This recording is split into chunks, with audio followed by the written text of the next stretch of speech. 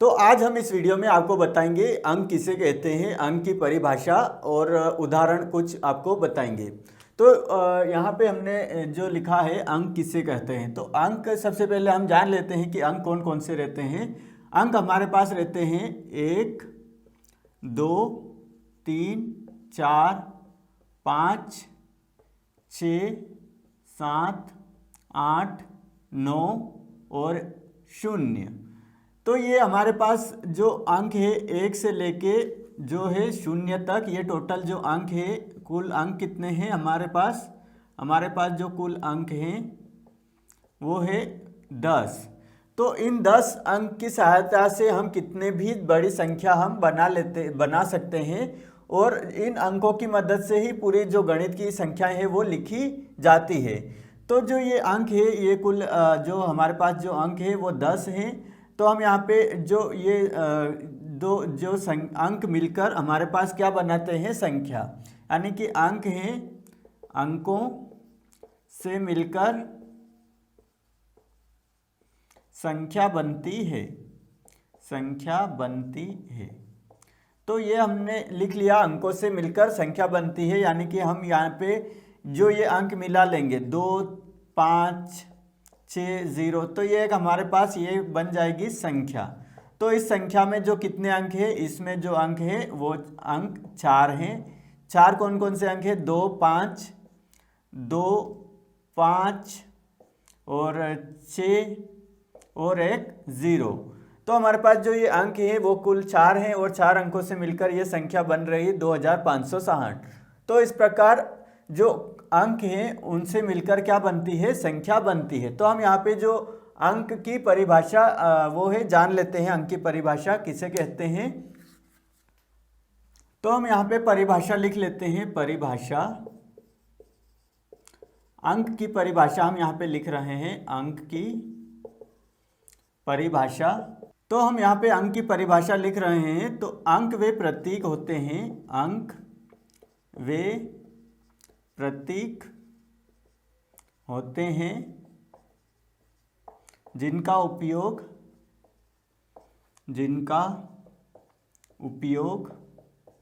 हम संख्याओं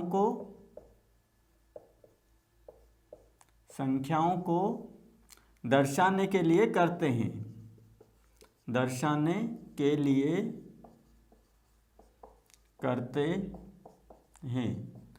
तो ये हमने परिभाषा लिख ली, अंक की परिभाषा। अंक वे प्रतीक होते हैं जिनका उपयोग हम संख्याओं को दर्शाने के लिए करते हैं। तो यहाँ पे दर्शाने या फिर हम लिखने के लिए, है ना, हम यहाँ पे लिख देते हैं संख्याओं को लिखने के लिए। दर्शाने की जगह क्या लिख सकते हैं हम, लिखने के लिए करते हैं। अंक वे प्रतीक होते हैं जिनका उपयोग हम संख्याओं को दर्शाने या लिखने के लिए करते हैं।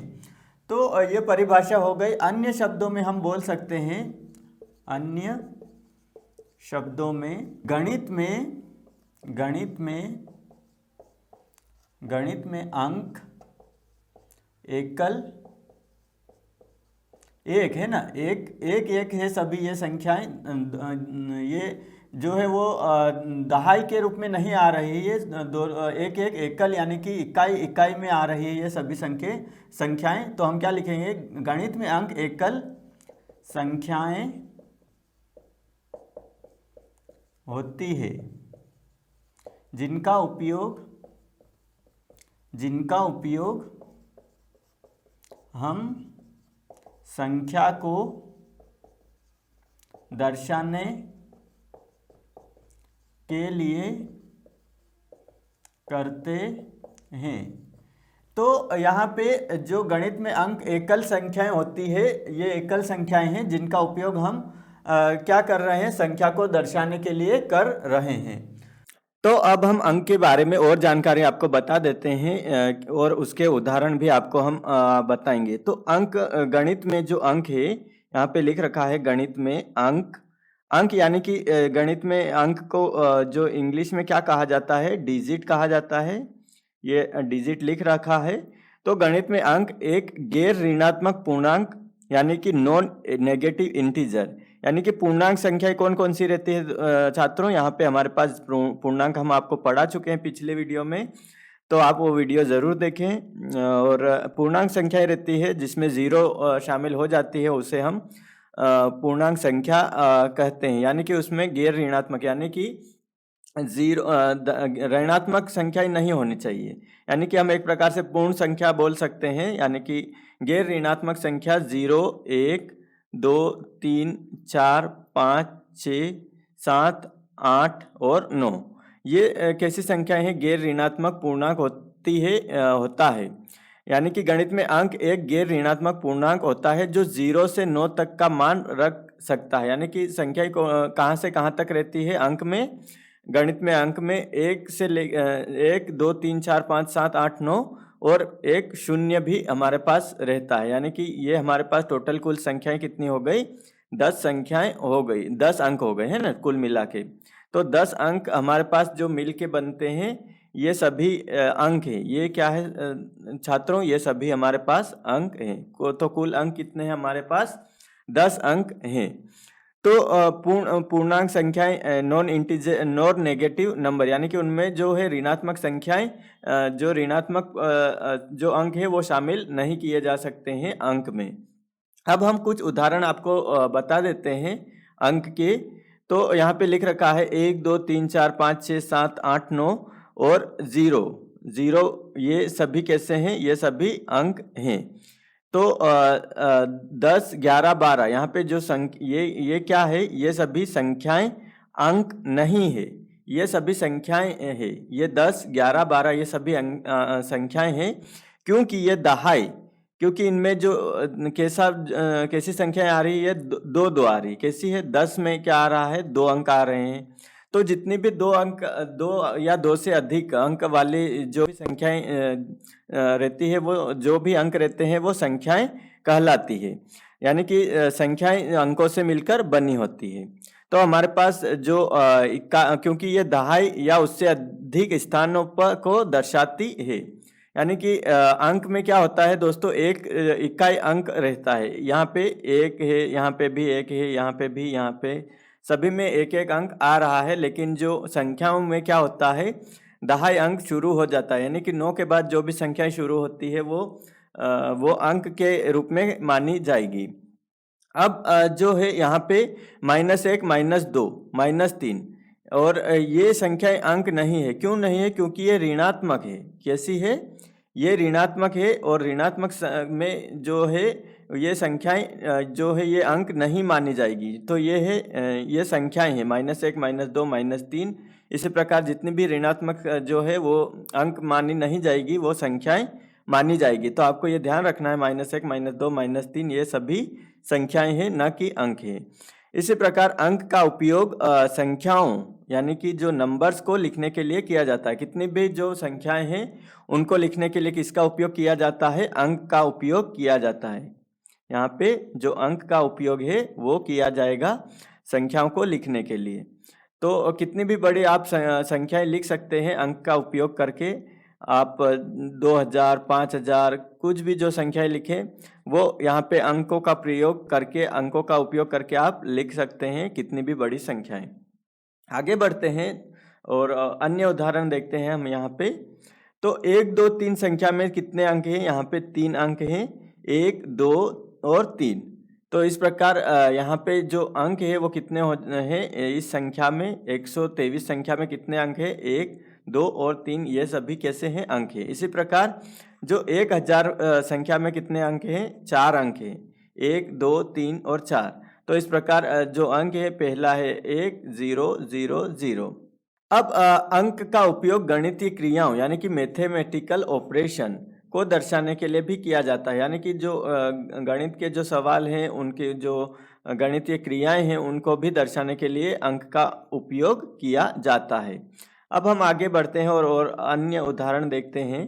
तो यहाँ पे 2 + 3 जो अंक है, यहाँ पे 2 अंक है और यहाँ पे जो अंक लिया गया है 3 अंक है। 2 और 3 को जोड़ने पर हमारे पास 5 जो आया है। इसमें 2 और 3 और 5 ये सभी कैसे? अंक हैं। इसी प्रकार 4 और 6 2 अंक लिए हमने और यहाँ पे जो आया है 24, तो इसमें 4 और 6 अंक है और 2 सभी अंक है। लेकिन जो 24 है ये कैसा है? ये संख्या है। 24 कैसा हो जाएगा, ये संख्या में आ जाएगा।